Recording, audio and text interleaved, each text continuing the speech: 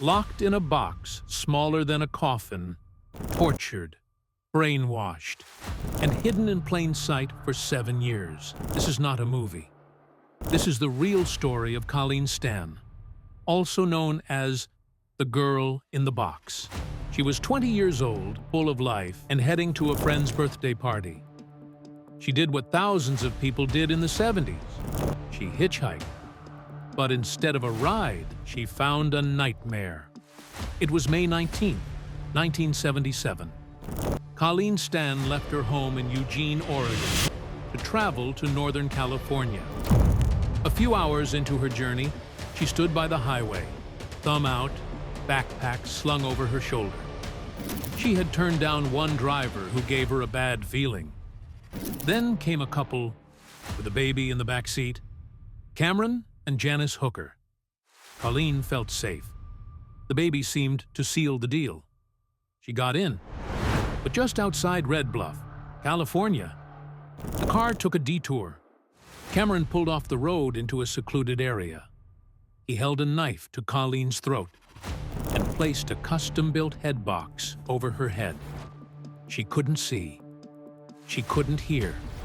She couldn't breathe easily. She was now his prisoner.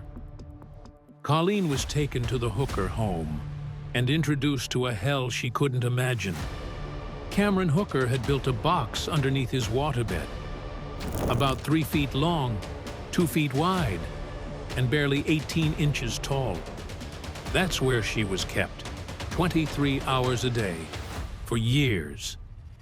She was only taken out to be fed, bathed, or tortured. Cameron and Janice subjected her to physical abuse, threats, and total psychological control. Cameron claimed to be part of a secret group called The Company. He told Colleen they were watching her, and that if she tried to escape, they would kill her family. She believed him. After months in the box, Colleen was forced to sign a slave contract, declaring Cameron as her master. Over time, Cameron gave her limited freedoms, like doing chores or working in the yard, while still threatening her with the company.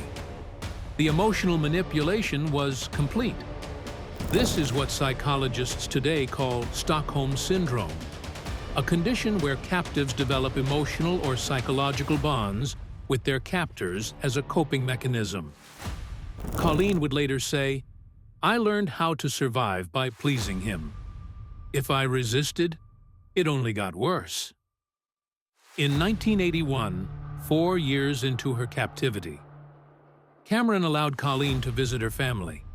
She went home for 24 hours, on the condition she wouldn't say a word. Her family was confused.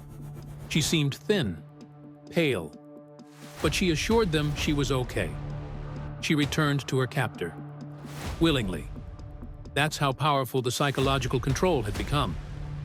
It wasn't until 1984 when Janice Hooker, Cameron's wife, cracked. She had been part of the abuse for years, but she had reached her breaking point. She confessed to a pastor. The pastor went to police. And after 7 years, Colleen Stan was finally free. Cameron Hooker was arrested in 1984 and charged with kidnapping, false imprisonment, and sexual assault. In 1985, he was sentenced to 104 years in prison. Janice received immunity for her cooperation. Colleen never gave public interviews for decades, but when she did, she spoke not as a victim, but as a survivor. She rebuilt her life, found faith, and helped others through advocacy and quiet strength. Colleen Stan's story is one of the most chilling tales of survival in modern American history. A story of fear, manipulation, and unimaginable strength, and proof that even in total darkness, the human spirit can endure.